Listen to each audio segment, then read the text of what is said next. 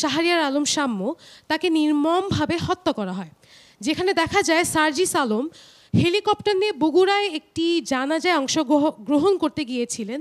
সেখানে শাম্যর জানাজা ঢাকা বিশ্ববিদ্যালয় ঢাকায় হওয়া সত্ত্বেও তার জানাজায় এনসিপির কোনো নেতাকর্মী অংশগ্রহণ করেননি এবং তার ব্যাপারে কোনো শোক বার্তাও প্রকাশ করেননি।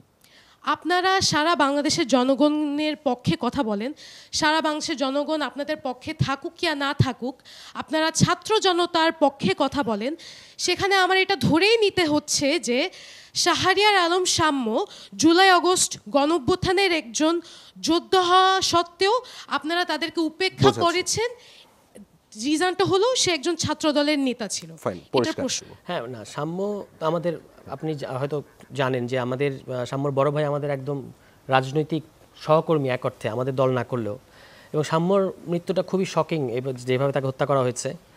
আমাদের অনেকেই গেছেন, সেভাবে আমরা আনুষ্ঠানিকভাবে যাইনি, সেটা আপনি বলতে পারেন। কিন্তু শাম্যর আমাদের দলের কেন্দ্রে আছেন এমন অনেক শাম্যর একদম সরাসরি বন্ধু এরকমও আছে। ফলে আমরা পুরো প্রক্রিয়ার মধ্যেই আমরা আছি।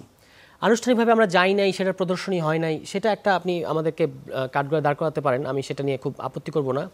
কিন্তু শাম্য ছাত্রদল নেতা, এই কারণে আমরা এই ব্যাপারে খুব একটা তাকে উপেক্ষা করছি, এটা একদমই সত্য কথা না। কারণ আমরা কেউ চাই নাই যে শাম্য এভাবে আমাদের কাছ থেকে চলে যাক।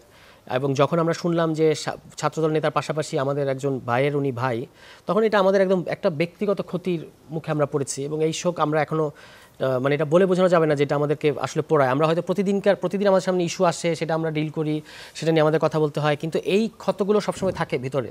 এবং আমরা চাই যে আমরা তার সাম্যকে ফিরিয়ে আনতে পারবো না, কিন্তু আমরা এটা অবশ্যই সরকার এবং রাষ্ট্রের এখানে আমরা গাফিলতি দেখতে পাচ্ছি। প্রথমত এই জীবনটা আমরা রক্ষা করতে পারলাম না, এবং পরবর্তীতে আসামি ধরার ব্যাপারেও এখন পর্যন্ত তেমন কোনো অগ্রগতি হয় নাই। তো সে কারণে আমরা আমাদের দিক থেকে এটা হয়তো আমরা পাবলিকলি সেভাবে করি নাই, কিন্তু সরকারের সংশ্লিষ্ট যে স্বরাষ্ট্র মন্ত্রণালয়, সেখানে আমরা বারবার এটা হ্যামারিং করার চেষ্টা করছি যে আপনারা এই মৃত্যুটার এই যে হত্যাকাণ্ডটার স্বরূপটা আমাদের সামনে উদ্ঘাটন করেন। কেন এটা কি সিম্পলি যেটা শোনা যাচ্ছে ওরকমই একটা ওই মুহূর্তের একটা ক্ল্যাশ ছিল? আমার কাছে অন্তত ব্যক্তিগতভাবে অত সামান্য ঘটনা মনে হয় না। আমার কাছে মনে হয় যেটা আরও বড় কোনো প্লটের পেছনে আছে, কারণ এত ভাইব্রেন্ট একটা ছেলে আমাদের মাঝখান থেকে চলে গেল। তো সেইটা আমরা আমাদের জায়গা থেকে বলছি। এবং রাজনৈতিক সমালোচনা একটা দলের সাথে আরেকটা দলের থাকবে, কিন্তু আমরা একটা মৃত্যু, এরকম একটা চোখের সামনে এরকম একটা ব্রাইট ছেলে মারা যাবে কিংবা নিহত হবে, তাকে হত্যা করা হবে, সেটা আমরা উপেক্ষা করব, এটা আমরা এত মানে অবিবেচক না। হ্যাঁ, ফলে আপনি আমাদেরকে কাঠগড়ায় দাঁড় করাচ্ছেন, এটা আমি অবশ্যই করি যে আমাদের দিক থেকে হয়তো আমরা পরিপূর্ণভাবে দায়িত্বশীল আচরণ করতে পেরেছি সেটা বলবো না, কিন্তু এই ঘটনা নিয়ে আমরা খুবই কনসার্ন আছি এবং আমরা এটার সুষ্ঠু বিচার চাই। আমরা জানতে চাই যে কারা এটা হত্যা করলো, এই হত্যাকাণ্ডের পেছনে কারা ছিল, কেন এই হত্যাকাণ্ড করা হলো, এবং যেন প্রকৃত যারা দোষী, যারা এই যে ক্রিমিনাল হত্যাকারী, তারা যেন দ্রুততম সময়ের মধ্যে বিচারের আওতায় আসে।